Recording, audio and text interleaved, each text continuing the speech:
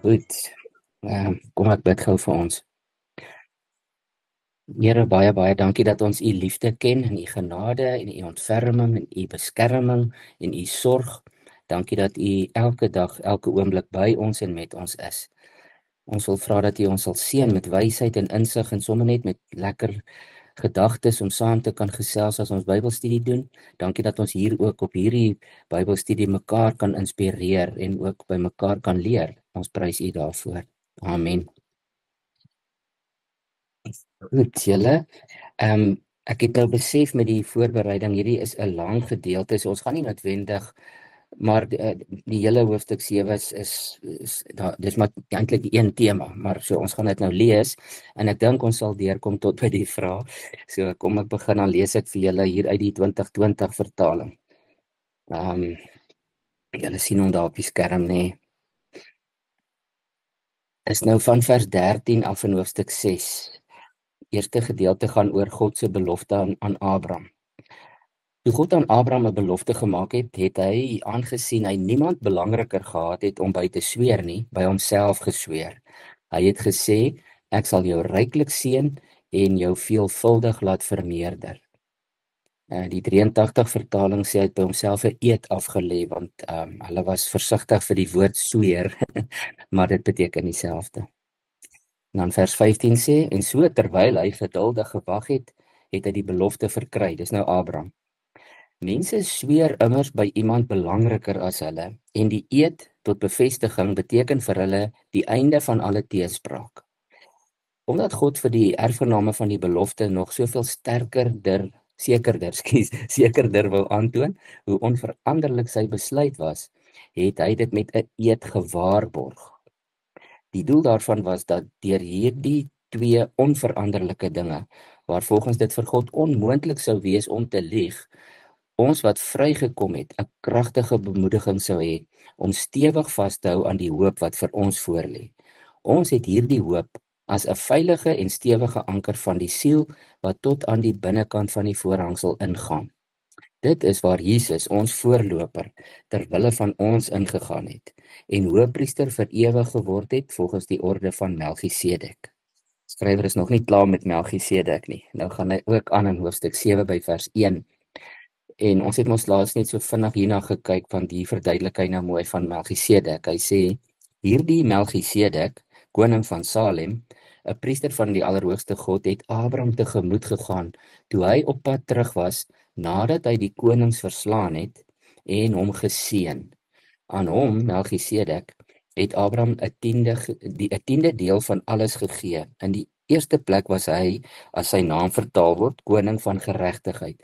Maar daarbenewens was hy ook koning van Salem. Dit is koning van vrede. Hy was sonder vader, sonder moeder, sonder stamboom. Sy lewe was sonder begin en sonder einde, maar soortgelyk aan die seun van God, bly hy priester vir altyd. Kyk net hoe belangrik was hierdie man, dat selfs Abraham, die stamvader, in die ander plekke praat hulle ons van die aardsvader, beteken maar net die een met wie God Israel begin het. As Abraham die stamvader 'n tiende van die beste byt aan hom gegee het. Die nakomelinge van Levi, wat die priesterskap ontvang, het 'n gebod dat hulle volgens wet tiendes moet ontvang van die volk, naamlik hulle broers, alhoewel die afstammelinge van Abraham is. Maar Melchisedek, wat nie van hulle afstam nie, het tiendes van Abraham ontvang en hierdie draer van die beloftes geseën. Sonder enige teenspraak word die mindere tog deur die meerdere geseën. In die een geval ontvang sterflike mense tiendes, maar in die ander geval hy van wie getuig word dat hy leef. Dit beteken nou Melchisedek. So in die een geval bedoel die priesters, die Levitiese priesters, die sterflike mense het tiendes ontvang, maar in die ander geval Melchisedek van wie daar getuig word dat hy leef. Mense kan self sê, ook Levi wat tiendes ontvang het deur Abraham tiendes gegee, want Levi was nog in die liggaam van sy voorvader, toe Melchisedek Abraham tegemoet gegaan het. Nou, dit is so 'n bietjie tegnies, né, maar dit sê, hy bedoel dat Levi, omdat hy in die nageslag van Abraham was, het hy as dit ware, het Levi ook tiendes gegee. Ons gaan nou 'n bietjie daaroor gesels. Vers 11 sê, as daar inderdaad deur die Levitiese priesterskap want daaronder het die volk die wet ontvang, as daar inderdaad deur hulle volmaaktheid gekom het. Waarom was dit dan nog nodig dat 'n ander priester opstaan volgens die orde van Melchisedek, eerder as een wat beskryf word as iemand volgens die orde van Aaron? Wanneer daar 'n verandering van priesterskap is, vind daar noodwendig ook 'n verandering van die wet plaas, want hy oor wie hierdie dinge gesê word, was deel van 'n ander stam, van wie niemand altaardiens gedoen het nie. Daar praat hy nou van Jesus wat uit die stam van Juda was. So hy sê eintlik in vers 13, want hy Jesus oor wie hierdie dinge gesê word, was deel van 'n ander stam, nie Levi nie, maar Juda, en uit Juda het niemand altaardiens gedoen nie. En dan net nog so 'n bietjie weer oor die priesterskap sê in vers 14. Dit is tog baie duidelik dat ons Here uit Juda voortgespruit het, 'n stam oor wie Moses niks in verband met priesters gesê het nie. Dit is nog duideliker as 'n ander priester opstaan volgens die ewebeeld van Melchisedek, een wat nie volgens die voorskrif van 'n menslike gebod geword het nie, maar volgens die krag van onvernietigbare lewe. Daar word trouens getuig, jy is priester vir ewig volgens die orde van Melchisedek. Aan die een kant is dit die opheffing van die voormalige gebod, omdat dit swak en nutteloos was. Die wet het mos niks vervolmaak nie, maar aan die ander kant is dit die aanbreek van 'n beter hoop, waardeur ons tot God nader. Wat hierdie saak betref, dit het nie sonder eedswering plaasgevind nie. Hulle het wel sonder eedswering priesters geword, maar hy het dit inderdaad met eedswering geword, Jesus. Maar Jesus in vers 21 sê hy, het dit inderdaad met eedswering geword deur God wat vir hom gesê het, die Here het 'n eed afgelê en dit sal hom nie berou nie. Jy is priester vir ewig. Daarvolgens het Jesus ook borg van 'n beter verbond geword. Boonop was daar baie ander mense wat priesters geword het, omdat die priesters deur die dood verhinder is om aan te bly. Maar omdat hy, Jesus, tot in ewigheid bly, besit hy 'n priesterskap wat nie tot 'n einde kom nie. Dit is waarom hy ook volkome in staat is om hulle, wat deur hom na God toe kom, te verlos, omdat hy altyd leef om ter wille van hulle in te tree. So 'n hoëpriester was ook vir ons gepas, een wat heilig, onskuldig, onbevlek, afgesonder van die sondaars en hoër as die hemele verhef is, wat anders as die hoëpriesters, die Israelitiese hoëpriesters, nie elke dag nodig het om eers ter wille van hulle eie sondes offers te bring en daarna vir die volk nie, want dit het hy eens en vir altyd gedoen, toe hy homself as 'n offer gebring het.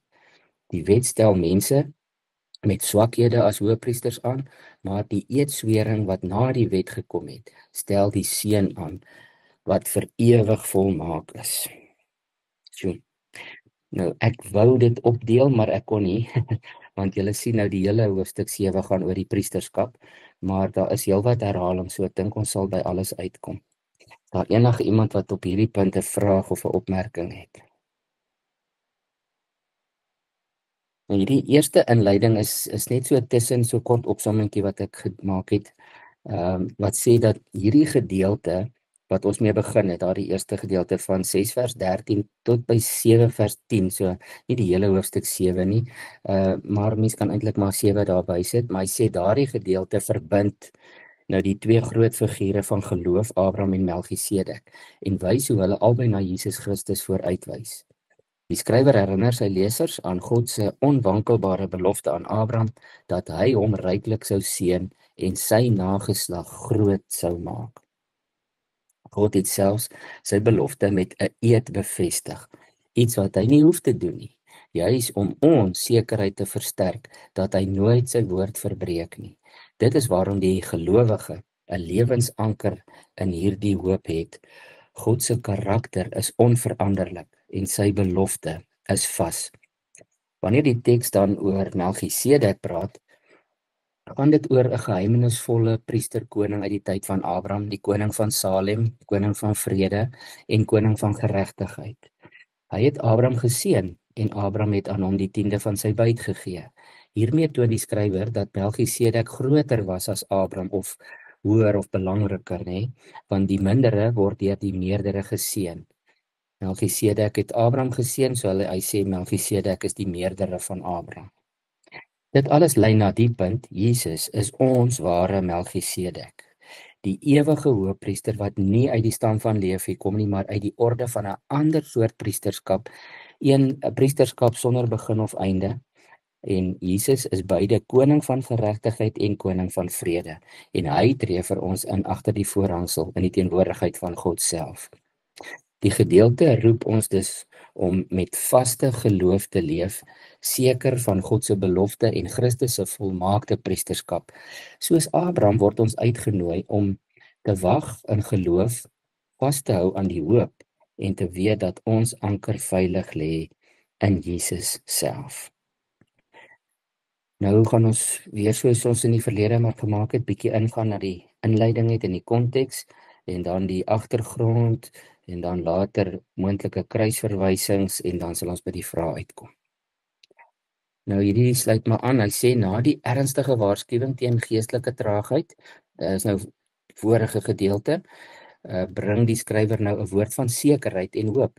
Hy herinner die lesers aan God se onwankelbare belofte aan Abraham en wys dat dieselfde betroubare God ons hoop vasanker deur Jesus Christus ons hoëpriester. Hoofstuk 7 brei dan verder uit oor Melchisedek, daardie raaiselagtige figuur uit Genesis 14 wat koning en priester was, en wys hoe Jesus in hom die volmaakte ewige priesterorde vervul. Hierdie gedeelte is die teologiese hart van Hebreërs. Christus is genoeg. Hy is ons enigste middelaar vir ewig bekwaam om te red. Ek het altyd gedink, en dit is nie verkeerd nie, maar ek het altyd gesê die hooftema van Hebreërs is volharding, want dit gaan baie oor volharding, nê? Ons sing ons ook bly volhard soos atlete, dit kom daar uit Hebreërs 11. Maar ek hoor wat hierdie opsomming sê. Ek het uit so 'n paar slimboeke dit saamgestel waar hy net sê, hierdie skrywer sê die teologiese hart is eintlik dat die skrywer wil met sy hele relaas van begin tot einde net vir die leser sê, Christus is meer as genoeg. Hy is die enigste, hy is ons middelaar en hy is vir ewig bekwaam om te red, en dit is hoekom hy so kwaai raas en waarsku met die klomp wat wil teruggaan na die ou wettiese stelsel. Goed, so die eerste gedeelte is nou vers 13 tot 18. Die antieke wêreld het 'n eed absolute gewig gedra. Omdat daar niemand hoër as God is nie, sweer hy by homself. Het ons nou gehoor daar in 6 vers 13. Dit bevestig dat sy beloftes aan Abraham en dus aan ons onwrikbaar is. En dit was my so mooi, die ander skrywer wat net nou met die opsomming gesê het, en God het nie nodig gehad om 'n eed af te lê nie. Sy woord is sy woord, maar hy het dit gedoen om ons sekerheid te gee. En ek het nou hier en daar die tekste ingesit wat ek in die uitdeelstuk vir julle net die verwysing gegee het, so ek lees gou saam met julle Genesis 22 vers 16 tot 18, maar ek het by 15 begin net om die konteks te kry. In Genesis 22 van vers 15 af staan dat die engel van die Here het daarna 'n tweede keer uit die hemel na Abraham geroep en gesê, by myself sweer ek, is die uitspraak van die Here, omdat jy dit gedoen het en nie jou seun, jou enigste van my teruggehou het nie, sal ek jou ryklik seën. Ekskuus julle, die konteks is nou daarna dat Abraham vir Isak moes gaan offer. En toe die engel gesê, hy haal die Here aan wat sê, by myself sweer ek, omdat jy dit gedoen het en nie jou seun, jou enigste van my teruggehou het nie, vers 17, sal ek jou ryklik seën en jou nageslag so geweldig vermeerder soos die sterre aan die hemelruim, soos die sand wat langs die seestrand is. Jou nageslag sal die stadspoorte van hulle vyande in besit neem. Al die nasies van die aarde sal wens om so geseën te wees soos jou nageslag, omdat jy na my stem geluister het. Nou, hoekom die verwysing hierin is maar net daar die vers 16, waar God ook gesê het, ek sweer by myself. Daar's niemand hoër as hy nie. En dan in die tweede gedeelte oor die anker van die siel, wat elkeen van hierdie punte nou 1, 2, 3, en ek sien net gou 4, 5 en 6, is eintlik so mooi eenheid waar mens byvoorbeeld 'n hele preek sou kon maak. So punt 2 is die anker van die siel, vers 19 tot 20, dis 'n mooi beeld, sê hulle, uit die seevaart, julle weet dit tog, die anker hou die skip stewig vas, selfs wanneer dit nie die bodem kan sien nie. Christus is die anker van ons hoop, vas in die allerheiligste, agter die voorhangsel, hy het as voorloper ingegaan vir ons. So mens kan nog al 'n hele mooi ding skryf oor daardie anker. Daar's ander tekste wat ook daarna wat dit ook so noem.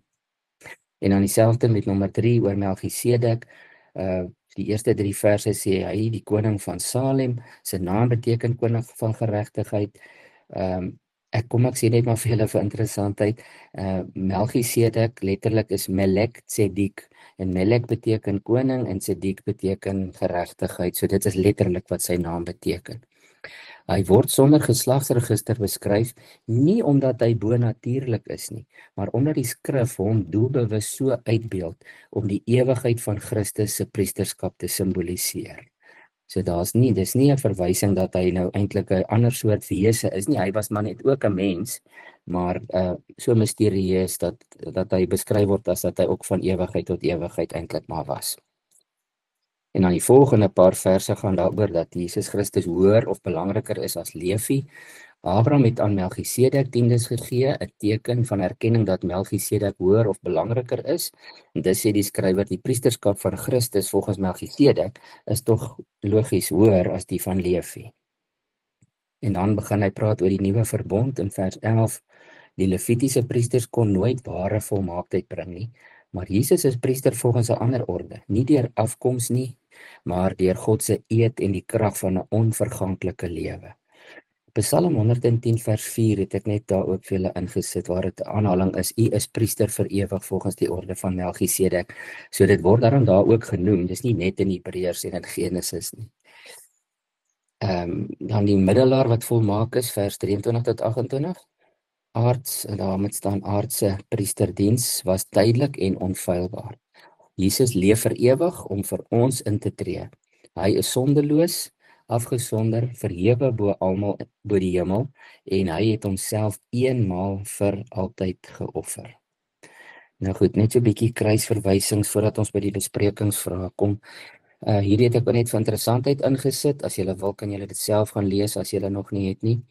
Abraham en Melchisedek het ons nou gehoor, Genesis 14 gaan oor Melchisedek, maar die Hebreërs skrywer vertel omtrent alles wat daar staan van die oorlog byt na die Melchisedek het vir Abraham geseën nadat hy teruggekom het, want hy konings gaan verslaan. So jy kan dit nogal maar net weer vir interessantheid gaan lees. En dan die aanhaling uit Psalm 110 wat ek nou op die vorige bladsy vir julle gewys het. Ek het hier van vers 1 of net vers 1 ook ingesit, want dit is een van die tekste wat die Hebreërs skrywer gebruik. Want julle sal hom nou herken. Hy sê in Psalm 110 vers 1, 'n Psalm van Dawid, dit is die uitspraak van die Here vir my Heer. Nou hier staan dit nou met 'n klein lettertjie, maar julle sal onthou dat die Hebreërs skrywer sê, vir watter engel het God nou nog ooit gesê, sit aan my regterhand, totdat ek jou vyande 'n voetbank van jou voete maak. En dan sê die Hebreërs skrywer, dis logies dat as die Here gesê het, ek sê dit vir my Here, sê 'n party vertalings, of ek sê dit vir my Heer, dan praat hy nie van 'n mens nie, en dan hy sê hy het dit nooit vir engele gesê nie. Sit aan my regterhand. So dis die konteks daarvan. En dan praat hy nog so 'n bietjie, en dan by vers 4 sê hy, die Here het 'n eed afgelê en hy sal nie spyt wees nie. Jy is priester vir altyd volgens die orde van Melchisedek. En dis die skrywer se hele punt, dat daai Psalm het al na Christus heen gewys. Want hy sê dan, vir wie anders het die Here dit gesê in Psalm 110, hy het nie vir engele dit gesê nie, dis vir niemand anders nie as vir Jesus, maar die Israeliete sou dit nie kon sien nie, want Jesus was toe nog nie geopenbaar nie. Ons gaan dan nou 'n bietjie weer praat oor hoe die hele Bybel saamhang, hoe dat daar tog uit die Ou Testament ook 'n draad deurloop na die Nuwe Testament toe. Romeine 4 is maar net een van die plekke wat ook praat. Paulus skryf ook oor Abraham se geloof in die belofte, die 4 vers 16 tot 22, dit kan julle self bietjie gaan lees. En toe het ek net daarby gevoeg, ons kom nog weer daarby, maar julle kan dit onthou, toe ek daaroor gepreek het, Hebreërs 11, waar hy al die geloofshelde so opnoem, daar skryf hy ook van vers 8 tot 19 oor Abraham. Hy haal so 'n bietjie ergens vir Sarah ook by, maar hy praat die hele tyd daaroor, omdat Abraham geglo het in die belofte van God. Maar interessant net is dat Paulus dit ook geskryf het, is nie net die Hebreërs skrywer. Dan 1 Timoteus 2 vers 5, waar hy sê daar is een middelaar tussen God en mense, die mens Christus Jesus. Dis die verwysing, dis net 'n verwysing daarna dat die Hebreërskrywer sê Christus is ons enigste middelaar. En dan vers 7, Johannes 17:24 tot 26 wat ook praat van Jesus wat intree vir die gelowiges of wat voorbidding doen. Dis daardie lang mooi gebed van Jesus.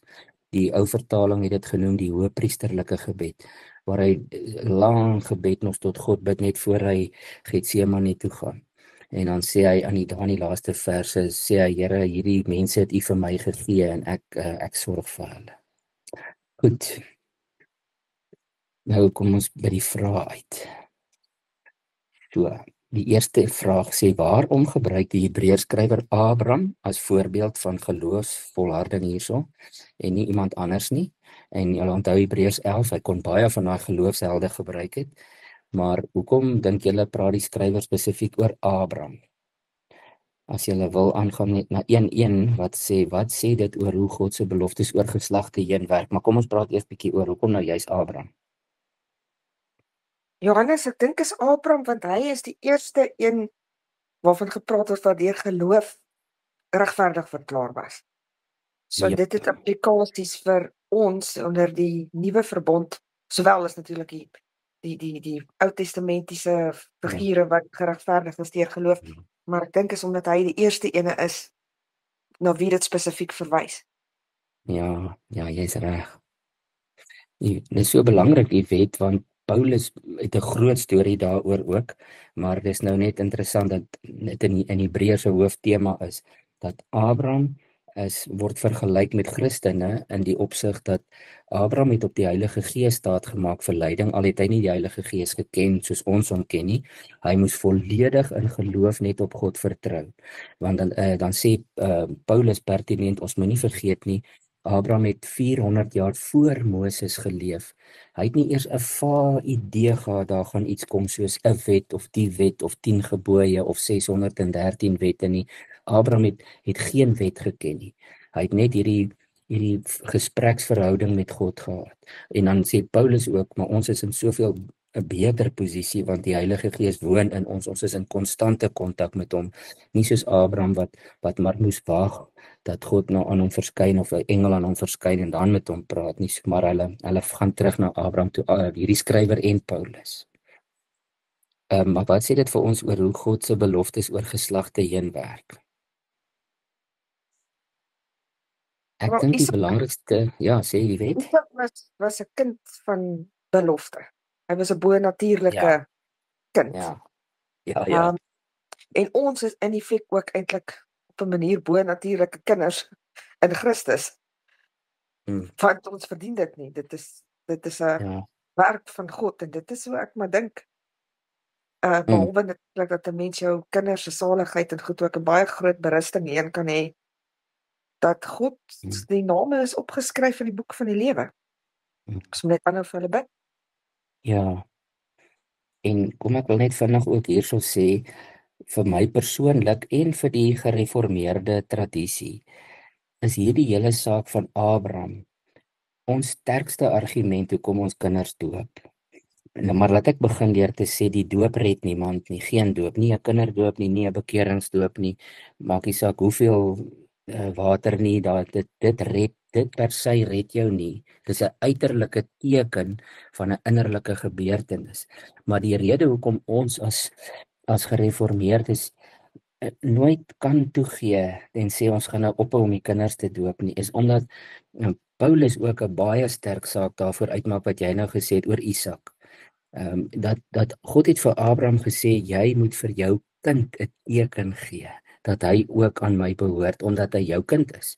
So ons weet Jesus het 'n hele nuwe dimensie gebring aan die, en dis 'n baie ingewikkelde saak eintlik. Ek sukkel maar nou nog daarmee en daar's dik boeke al geskryf oor die feit dat ons glo dat God gee 'n teken vir ons kinders, maar ons sê ook hulle moet eers nog hulle eie hand opsteek en ja sê vir Jesus. Die doop kan jou nie heeltemal toevat nie.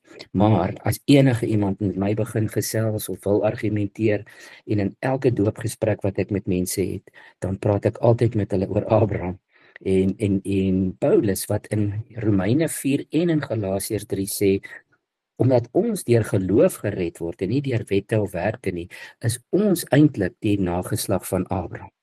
So dis 'n baie interessante ding. Dis ek dink hoekom hiersoos vra oor geslagte heen, is die feit dat ons nie soos die Israeliete sê ons is fisiese afstammelinge van Abraham nie, maar ons is nader aan Abraham as hulle, want ons glo ook en ons word deur geloof gered en nie deur 'n wet nie. Dis nie net die Jode wat na hulle self verwys as die nageslag van Abraham nie. Dit is baie nasies in die Midde-Ooste doen dit. So moet hierdie nageslag van Abraham verstaan onder mense wat gered is in Christus. Want dit is die nageslag van Abraham, dis Jood, heiden almal. Ja, Paulus praat van ons as sy geestelike nageslag. Ons is die geestelike kinders van Abraham. Ja, want jy's reg, jy weet, kyk veral dis die groot dilemma dat die Jode en die moslems en die Christene sê ons aanbid die God van Abraham, Isak en Jakob, maar hulle het nie een van hulle het Jesus nie. So, maar hulle weet hoe belangrik dit was dat God by Abraham begin het. Goed. Nou, kom ons gaan so 'n bietjie aan na 1.2 sê, wat is dit vir elkeen van ons nou persoonlik, wat hierdie gedeelte ons sê oor God se beloftes, want die skrywer lê baie klem daaroor dat God het beloof en het by homself 'n eed geneem en hy het sy beloftes laat waar word. Hoe help dit ons? Ons kry miskien nie fisiese direkte beloftes van God nie, maar daar's tog so baie beloftes. Ek praat nou spesifiek van die Nuwe Testament wat ons vir onsself kan toeëien en hier en daar een ook in die Ou Testament. Onthou nou net die konteks. Maar as God vir ons 'n belofte gemaak het, dan kan ons mos nou seker wees hy gaan dit nakom. Ek het dink verlede keer vir julle gesê ergens ek is verskriklik lief vir Johannes 10 vers 28 waar Jesus gesê het ek gee vir julle die ewige lewe en julle sal in alle ewigheid nooit verlore gaan nie en niemand sal julle uit my hand ruk nie. Dis mos nou 'n belofte. En dit maak dit as ons dit lees of dit hoor, dan weet ons die Here sal dit doen. Ons kan ons nou nie as Christene sê, joh, ek wonder nou of ek dalk uit sy hand geruk gaan word en dalk verlore sal gaan nie, want dit is 'n belofte van God. Johannes, en daai ewige lewe definisie, my nou net nie vra wat se teks dit is nie. Wat sê en wat is die ewige lewe? Dis om God die Vader en die Here Jesus Christus te ken. So dit is hierdie beloftes is persoonlik. Want dit is in die konteks van 'n verhouding. Dis nie net 'n tydstip, ewigheid weet ons nou nie, ons kan dit nie eers met ons kop omvat nie. Maar daai definisie van dit is daai verhouding en die beloftes is iets wat ek ook nog vir myself moet herinner aan. Dit is nie 'n breë ding nie. Dit is uiters persoonlik. Dit is vir elkeen van ons. Ja, en Paulus is ook lief om dit 'n waarborg te doen, nê. Goed, nommer 2 sê, wat beteken dit prakties dat Christus ons anker is wat binne in die allerheiligste vas is? Hoe kan hierdie beeld jou help in tye van onsekerheid of 'n geloofstryd? En as een van julle dalk 'n praktiese voorbeeld wil gee of 'n getuienis uit jou eie lewe, hoe Christus vir jou die anker in jou lewe is of was? Ek dink net in Romeine het ek nou die dag weer gelees en dit het ewe skielik vir my sin gemaak. Ek het dit in die Engels gelees. Van niks wat ons kan skei van die liefde van Christus nie. En dan noem ek mos nou maar al die goed wat ek nou nie almal kan onthou nie, maar een van die Engelse woorde was, kyk, dis vervolging en honger en naaktheid. Dis redelik ekstreem. Ja, dis aan die einde van Romeine 8, Maar nou sê dit ook distress. En ek gaan kyk toe wat se distress, distress. Dit is om in iets to be closed in a narrow place. Met ander woorde, jy's in 'n hoek. Ja. Dis 'n baie algemene ding wat almal beleef. Ja. En daai anker is om te besef dat wat ook al aangaan, God is nie buite sy beheer. En Christus in voorspraak, want baie keer as jy daar is, weet jy nie hoe of wat om te bid nie. Partykeer kon ek ook net sê, ek weet nie waarvoor om te vra nie. Weet nie eens wat ek wil hê nie. Ja. Dankie daarvoor. Jy weet, ek gaan probeer nou onthou, ek maak gou hier 'n nota langs aan dat ek dit in die ek stuur mos nou partykeer, ek het nie laas keer nie want ons het ons 2 keer by dieselfde stuk stil gestaan. Ek gaan daai Romeine hier byvoeg en daai stukkie oor distress. Want die woord distress het nou vinnig my herinner aan wanneer ek dink ons weet dit uit verhale of werklike gebeure of uit 'n fliek soos die Titanic, as 'n skip sink, dan sê hulle die mense they are in distress. Hulle is letterlik nou hier's nou nie uitkoms nie. En ja, Ja, en dan is Christus ons anker. Ek het hom gekry in die John MacArthur Study Bible, hoor. Daai distress. Maar dit was vir my daar's ander goeters waarmee ek het ook wat ek deurgaan met psalms en goed. Dit het maar net verband gehou, maar dit was net interessant. Ja. My die betekenis. Weet jy wat jy nou vir my sê, ons almal kan dit doen. Om as jy wil in jou joernaal sommer as jy by dit oor dit afkom, ek het gedink mens met so 'n aparte afdeling of agter in jou joernaal 'n lys van die beloftes wat jy as jy dit lees kan ervaar deur die Gees wat in jou werk dat hierdie is ook vir my. Want ons weet ons nou die konteks is belangrik, maar soos daai een in Romeine 8 wat sê niks kan ons skei van die liefde van Christus nie. Dis ook 'n vaste belofte en dit sluit aan by hierdie anker dat 'n mens 'n lys maak van al die beloftes en as dit met jou moeilik gaan, dan kan jy sommer net na daai lysie van jou toe gaan en sê maar die Here het beloof en hy's absoluut betroubaar. Dis hoekom die Hebreërskrywer sê hy het selfs iets gedoen wat nie nodig was nie. Hy het 'n eed geneem by homself. Dis eintlik nie nodig nie. Mens kan hom ons vertrou, maar hy het so ver gegaan om vir ons te sê hy neem 'n eed by homself omdat dit sal waar word. Goed. Jy is welkom. Ja, mense vinnig een daai die punt 2 wat sê die anker in binne die allerheiligste is dit ook dit wat Jesus vir ons dan die voorspraak by die Vader is, dat ons kan weet ons het 'n voorspraak by die Vader wat vir ons pleit nie. Ja, nee, verseker Christus, omdat hy gesê het agter die voorhangsel waar net die aardse hoëpriester alleen mag ingegaan het om vir die volk te gaan intree, is Christus in die hemelse allerheiligste waar hy konstant vir ons intree, nie net eenmal 'n jaar agter 'n gordyn nie. En dit is hoekom ek ook hierso Johannes 17, net daar's baie voorbeelde. Paulus ook Romeine 8 wat sê Jesus tree vir ons in. Christus tree vir ons in daar in die hemelse heilige deel agter daai voorhangsel, ja. Goed, dankie daarvoor. Vraag 3 sê in watter opsig, ons het al 'n bietjie oor hierdie goed gesels, so dit onthou die Hebreërskrywer herhaal nogal baie want hy wil 'n punt maak. Maar in watter opsig is Jesus se priesterskap beter? Dit hoef nie eens in aanhalingstekens te wees nie, dit is eenvoudig net beter as die van die Ou Testamentiese priesters.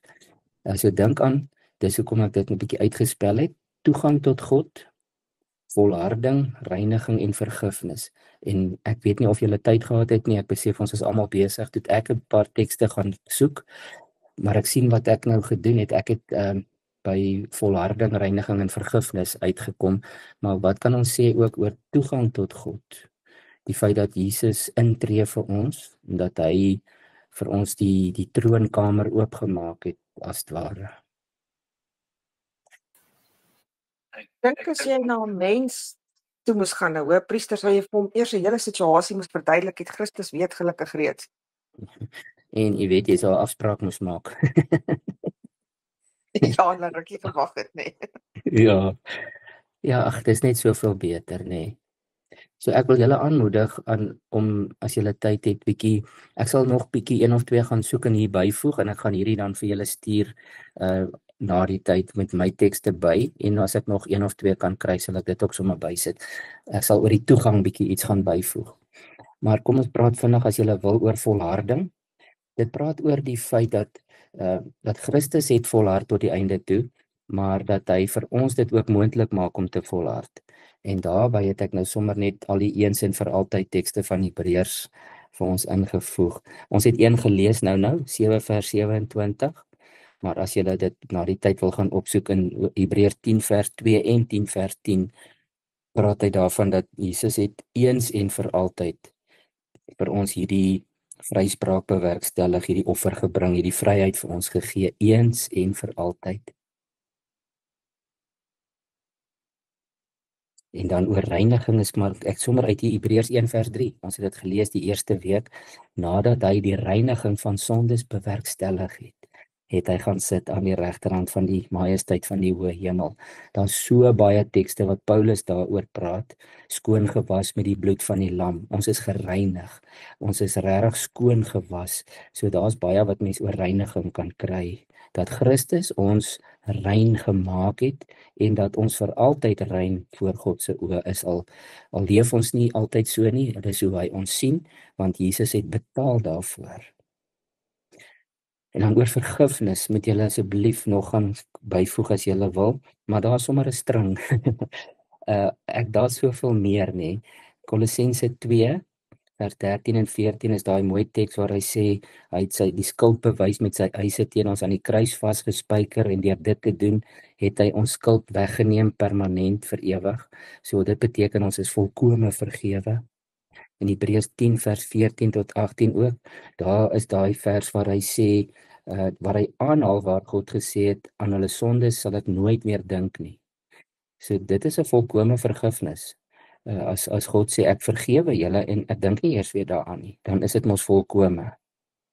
En dan is daar nog 'n klomp, Efesiërs 1 vers 7, 1 Johannes 1 7 en 9, Handelinge 13, Romeine 8 vers 1, daar is dus nou geen veroordeling vir die wat in Christus is nie. 2 Korintiërs 5 vers 19 praat ook spesifiek van ons volkome vergifnis. Ek het net een keer gehoor, daai teks in Kolossense, die skuldbewys, brief, was iets wat hulle, jy sal my kan sê, wat hulle op die kruise van misdadigers vasgespijker het, inderdaad, met die klagtes wat teen hom was. En as dit so is dit eintlik 'n baie mooi beeld om vir jouself te skep. Ja. Dat jou lyste sondes daar, dit was bo sy kop vas. Hy was beskuldig daarvan, hy was onskuldig en hy het nog steeds die straf gedra.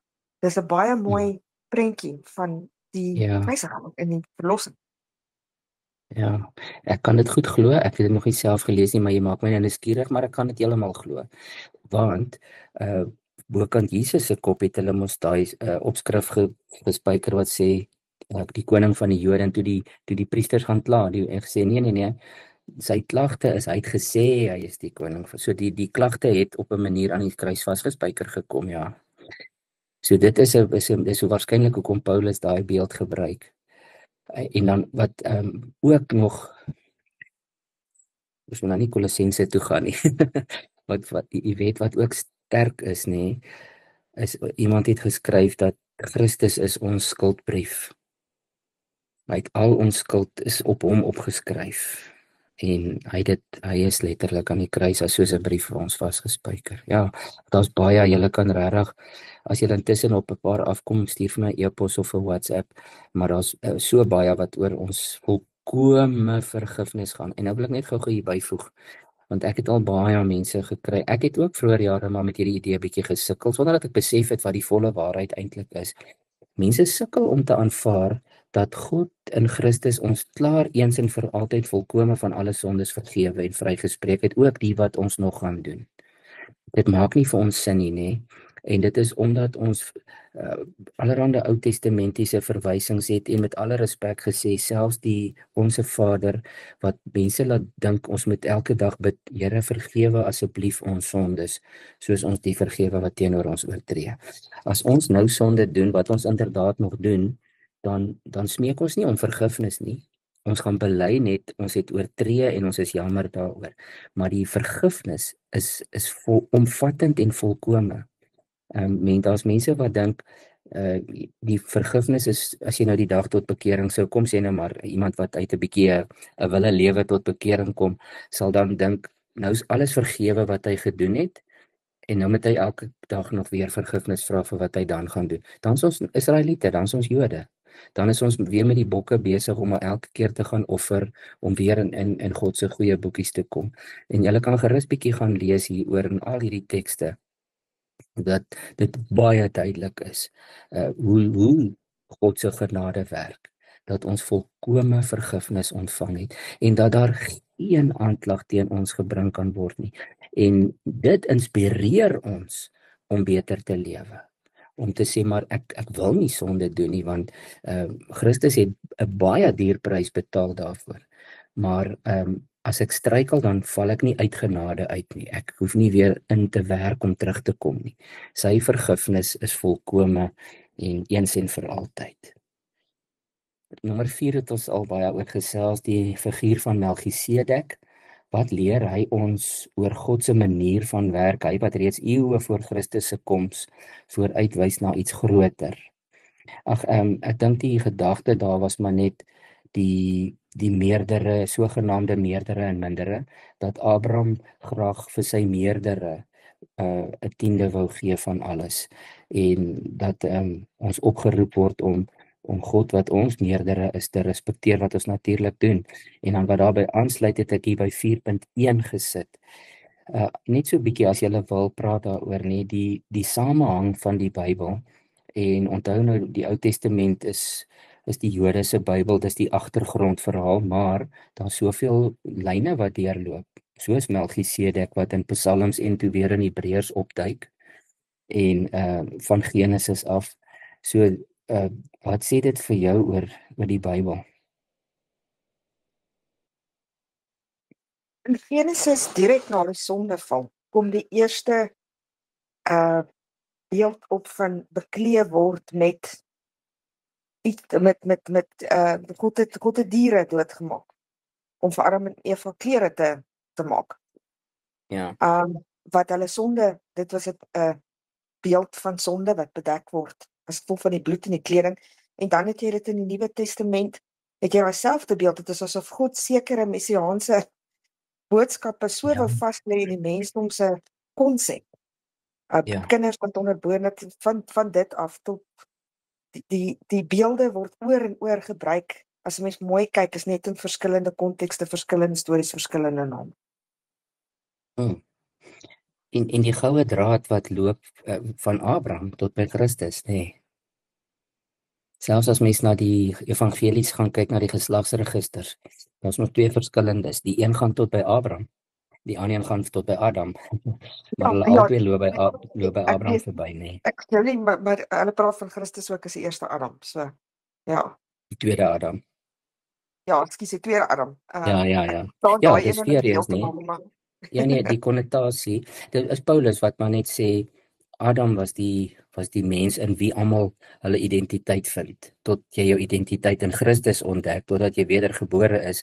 Nou is ons nie meer in Adam nie, ons is nou in Christus. Maar Paulus noem Christus die tweede Adam, die volmaakte een. Goed. Nog iemand oor die Bybel? Ek gaan net vanaand die tyd dophou. Vraag 5 sê in Hebreërs 7 vers 25 staan dat Christus altyd leef om vir ons in te tree. Wat beteken dit vir jou gebedslewe en vir jou gevoel van aanvaarding by God? Kan jy dalk met die groep 'n voorbeeld deel uit jou lewe wat dit vir jou beteken dat God jou aanvaar? Omdat Christus konstant permanent aan die regterhand van God daar is om vir ons in te tree.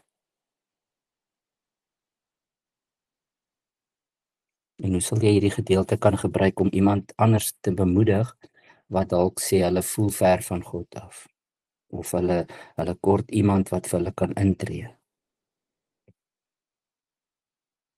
Ek is nogal geneig, ek het vir baie lank die genade troon verstaan nie, vir baie lank. Dis nou maar eers die laaste paar jare in my lewe wat ek het begin verstaan. En ek moet nog steeds elke keer as ek bid onthou en myself doelbewus herinner van waar ek staan. Want ek tree op asof ek met toestemming vra om so toe te gaan. En dit is iets waarmee ek nog steeds 'n battle het, maar dit kom terug na jy moet verstaan waar kom jou aanvaarding vandaan, dis nie uit jouself. Ja. Nee, verseker. Maar jy weet, wat beteken dit vir jou persoonlik dat ek wil amper sê die koneksie, die verbintenis, net die Gees van Christus woon in ons, maar Christus sit langs die Vader en hy tree vir ons in. dis daai tye wat jy nie verstaan wat aangaan vir my. Ja. Dat 'n ou se geloof so gelouter kan word, of gelouter behoort te word. Dat 'n mens net kan dinge oorgee en sê, God, Christus, niks kan nie van sy liefde skei nie. God se wil sal geskied. Hy sal alles ten goeie laat meewerk. En Christus is eintlik die enigste een wat volgens God se wil vir jou kan intree. 100% gewaarborg. Nie eens ons kan vir mekaar 100% intree by God vir behoeftes en nood nie. Ja. Dit is een van die groot argumente wat Calvin gehad het in die hervorming, dat hy gesê het, ons het geen ander middelaar nie, ons bid nie vir sy ma nie, ons vra nie vir haar om vir ons in te tree nie, net Christus, want dis hierdie misterieuse koneksie wat ons het. Hy is in ons, Johannes se evangelie sê Jesus, hy is in ons en ons in hom, maar ons verstaan ook nou die rol van die Heilige Gees, nie? Maar terselfdertyd tree hy vir ons in by die Vader. Ons het nie iemand anders nodig, of ons mag nie eintlik eers verwag iemand anders kan of moet vir ons intree nie. Iemand wat nog iets wil sê oor die feit dat Christus vir ons intree die hele tyd. Goed, ons gaan so 'n bietjie aan die toepassing toe. Dit is nou maar eintlik 'n opsomming. Maar mens kan 'n bietjie gaan sit en dink hier oor 'n notas maak as jy wil, waar Hebreërs 6:1-12 die vorige weke 'n waarskuwing was, is hierdie volgende gedeelte tot aan die einde van hoofstuk 7 'n versekering.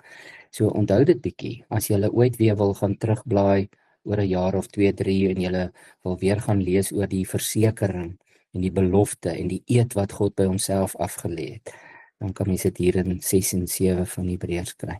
Ons geloof is nie geanker in ons eie vasbyt nie. As iemand swaar kry, dan ons nie ons vir hulle te sê hulle moet vasbyt nie. Ek sê baie keer vir mense hulle moet aan Jesus vasklou, nie vasbyt nie. Maar ons hou vas aan God se eed, sy belofte en sy seën. Dis waar ons sekerheid lê. Jesus is nie net die offer nie, hy is die priester wat namens ons, dit is 'n baie ryk gedeelte hierdie. Hy was die offer, maar Hebreërs skrywer sê ook hy is die priester wat vir ons offer, maar hy is ook die priester wat vir altyd namens ons pleit. En wanneer jy voel jou geloof staan, dit word bietjie vervlou of dit wankel, dan kan jy onthou jou hoop is vas agter die voorhangsel, die hemelse voorhangsel. En hierdie is my so mooi sinnetjie, ek moes dit hier insit, so julle kan dit ook maar bietjie neerskryf op 'n kaartjie en in jou Bybel bære. Nie jou hand hou die anker nie, die anker hou jou. Dis nogal iets om aan vas te hou, nee. Hier is ons uitdaging vir die week, maar dan gaan ek julle kans gee vir nog 'n laaste vraag of 'n opmerking, hoor. Kom ons leef hierdie week met die bewustheid dat Jesus op hierdie oomblik vir ons intree. Kom ons dink net so 'n bietjie af en toe daaraan deur die loop van die dag. As daar 'n moeilike situasie vir jou voorlê, of 'n uitdaging, of iets wat jou 'n bietjie onveilig of onseker of bang laat voel, herinner jouself net daaraan, Jesus Christus tree vir jou op hierdie oomblik in. En dan die tweede uitdaging is, laat dit ons gebede, jou moed en jou geloofsvertroue verdiep. Ek sê baie keer net vir myself, ek is nie alleen nie. Ek is nie alleen in hierdie ding nie, ek is nie alleen in hierdie moeilike ding nie. Christus los ons nie alleen nie, die anker hou my vas. En dan vra jouself af, as ek dit werklik glo, of eintlik met mense aangesien ek dit werklik glo, hoe sal ek dan anders leef en anders praat of reageer op druk of vrees? Hoe moet ons as kinders van die Here anders leef en praat met hierdie wete dat die anker ons vashou? Ek het nou juis hierdie week oor myselfe ding gesit en dink. Mens lees, of ek doen dit. Ek lees my Bybel eintlik so half asof Paulus en Petrus en baie ander mense moes baie beter gewees het as ek. Maar hulle het niks minder of meer gehad as ek nie. En as ek kyk na wat Paulus hulle in die tronk, hulle het gesit en sing. Ja. Dit is nie dat hulle nooit pyn gehad het of so, maar hulle het bo hierdie dinge uitgeleef. En dit verstom my. En dan lees ek hierdie beloftes, dan besef ek ons het alles gekry wat ons nodig het om dit te doen. En ek sit nogal my fokus daarop. Daar word gesê werp jou bekommernisse op hom. Maar dit is asof mens net jou geloof net nie so ver stretch om dit net te werp en te sê te doen wat jy moet doen en dan die res te los en te sê nou is dit God se wil. Ek was pligsgetrou in wat ek moet doen. Maar daai as jy mens die taalgebruik lees, jy moet jou nie bekommer nie, moenie bang wees nie, werp jou bekommernisse. Dan besef ek ons besef nie die diepte van hierdie beloftes nie. En die JC kan seker saam gesels want ek en Tannie is die oudste twee hierso. Maar onthou Tannie dat julle dat hulle vir ons toe ons jonger was gesê het, jy moenie met die Bybel onder jou arm loop nie, maar ek dink ons moet juis vir mense moet inpraat. Ja. Nee, ons moet. Weet jy nie, ek luister nou vir Yvette ook. Jy weet, baie keer dan pla ding my, dit pla my, jy weet, en dan kom ek agter, maar hoekom voel ek so? En dan gaan ek dan vra ek vir die Here, neem hierdie twyfelagtigheid en vrees en bekommernis weg, en hy is altyd daar vir ons. Jy weet, hy doen dit, soos Dominee sê, hy's nou besig om vir ons in te tree. Jesus Christus. Ja. En dan is dit so, dan kan ek terugkyk en sê, weet jy, ek het die ding oorkom, ek is daar uit. En nie uit myself nie. Dit is nie deur God se belofte, want daar staan, maar ek kan dit nou nie onthou waar nie, daar staan ook, hy is getrou, sy belofte staan vas. Ja. En dit is so, ons moet dit glo soos Yvette sê, jy weet, ons doen dit nie elke dag nie. Jy is op wankel, jy weet, en dan kom dit ook, waar die Heilige Gees jou terugbring en sê, jy twyfel, jy is wankelrig, doen die regte ding, jy weet.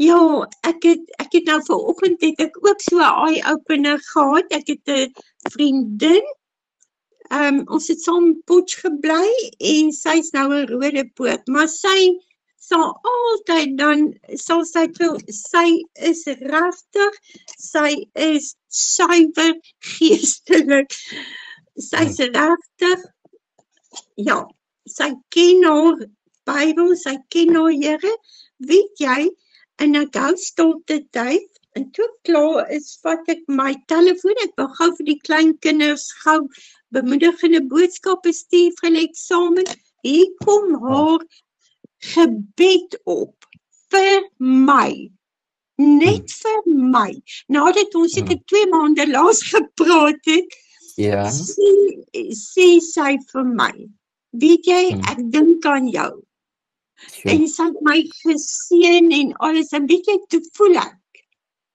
ek is nie vergete nie, die Here het deur haar vir my hierdie gebed en boodskap gestuur. Dis wonderlik hoe die Here werk, Tannie. Wat Tannie Jessie, ek is so bly, Tannie stuur vir Tannie se kleinkinders, hierdie boodskappe. Hulle mag dit miskien nie altyd heeltemal verstaan nie, maar dit is dinge wat, dit is goud werd. Dit is regtig, in my eie lewe kan ek getuig, dat daai goed is die dinge wat jou geloof versterk op 'n oomblik wat jy nie eers geweet het jy dit nodig gehad nie. So asseblief Tannie, hou aan daarmee, hoor. Of daai oomblik lyk asof hulle luister of nie. Baie dankie. Ek het 'n klein seun, Dominee ken hom. Hy was saam met Gerard op skool. Weet jy, elke dag. En as ek nie stuur nie, dan sê hy, ouma stuur gou vir my, ek moet dit hê. En op universiteit, dan sy so gespanne, dan hardloop hy klas toe, eksamen, dan hoor ek hoe jaag sy asem, dan sê hy, ouma stuur vir my, want dit kalmeer hulle, regtig. Ja, verseker. Want Jesus tree dadelik in. Nee, dit is so en wat ons ook almal nou sommer hier uit weet kan by Tannie ook leer en Tannie se vriendin. As ons so deur die loop van die dag skielik aan iemand dink, dan moet ons vir hulle iets stuur. Dis nie toevallig nie dat ons aan iemand dink nie. Daai praktiese uitlewing van Tannie se geloof. Die boodskappe is baie belangrik, maar hulle sien Tannie se geloof werk vir Tannie. En dit is daai getuienis van 'n lewe. As Tannie kalm is of wat ook al, mens voel seker nie altyd so nie, maar dit is wat hulle sien. En dit is vir my ook, ek het gekyk na my geestelike seniors, ek het 'n klomp ouer tannies en ouma wat dit altyd gedoen het. Dit het vir hulle gewerk. En dit is wat my bemoedig het. Dit is nie die blote feit om te sien, hulle hoef nie veel te gesê nie. Ek het gesien hoe werk dit. En hulle het nooit moet opgegee nie of die Here verlaat nie, nee. Goed. Julle, ek trus enigiets daar van julle kant af. Ja, Johannes, nie vinnig een. Ek het vanmôre baie interessant wat by hierdie gedeelte aansluit. Ek sê ons baie keer as die Here praat en hy praat baie keer 2 en 3 keer agter mekaar met jou in een dag, dan moet jy luister. Nou, vanmôre se stukkie die vrou gepraat in hierdie gedeelte oor Psalm 34 vers 2 tot 4. Maar sy het dan gesê, sy het spesifiek gepraat van wanneer die Here as jy kyk hoe pas ons in die Here is, dat hierdie klein bootjie het hierdie verskriklike groot ketting vasgemaak aan 'n vaste rots. En al kom daar wat se groot golwe en wat ons is nog steeds vas. En dit was mooi toe ek hierdie stuk lees van Psalm 34, dit het nog vir my nog baie gestaan. Ek sal die Here weer prys, sy lof sal altyd op my lippe wees. Ek sal die van die Here sing. Die wat swaar kry, sal dit hoor en daaroor bly wees. Sing saam met my oor die grootheid van die Here en laat ons sy naam prys. Ja, wonderlik. Ag, dit is fantasties, julle. Ons moet almal so 'n lysie maak agter in ons Bybel of in 'n joernaal van al hierdie wonderlike beloftes van die Here, né? Ja. Goed, ek het nou laaste stukkie huiswerk, maar ek gaan net bid en dan is ons klaar, maar dan daarna moet julle dit dadelik doen asseblief. As jy 'n pen naby jou het, skryf net een versie neer en dis Hebreërs 13 vers 5. En as ek amen gesê het, dan gaan soek julle dit gou-gou op, hoor. Goed, Hebreërs 13 vers 5. Maar kom ons bid gou-gou saam. Wonderlike Here Jesus, baie dankie dat U ons hoëpriester is, dat U ons anker is, dat U ons vashou. Help ons om dit nooit te vergeet nie. Amen.